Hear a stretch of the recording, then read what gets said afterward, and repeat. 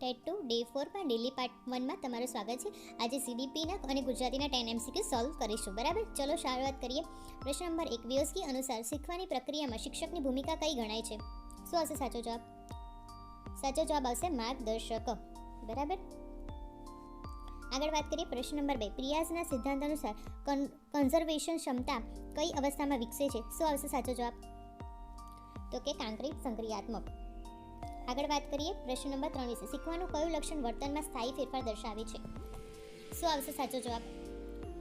શું આવશે સાચો જવાબ? તો કે અભ્યાસ. સી ઓપ્શન સાચો છે. પ્રશ્ન નંબર 4, બુદ્ધિ એકથી વધુ ક્ષમતાઓનો સમૂહ છે. આ વિચાર કોણે આપ્યો? શું આવશે જવાબ સાચો? તો કે ગાર્ડનરે. બરાબર. પ્રશ્ન નંબર 5, નીચેના પૈકી બાળ કેન્દ્રિત શિક્ષણનું ઉદાહરણ નથી. શું આવશે સાચો જવાબ? તો કે રટન પદ્ધતિ.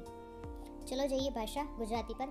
બીજો વિષય, રાજપૂત શબ્દમાં કયો સમાસ છે? શું સાચો જવાબ આવશે? તો કે તત્પુરુષ સમાસ છે. પ્રશ્ન નંબર 2, જેનું વર્ણન ન કરીને થાક ન લાગે એ કયો અલંકાર છે?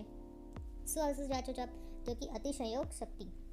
પ્રશ્ન નંબર 3, વાચન સમાજમાં ઇન્ટરફેરન્સનો અર્થ શું થાય છે? શું આવશે સાચો જવાબ? તો કે અંદાજિત અર્થ કાઢવો.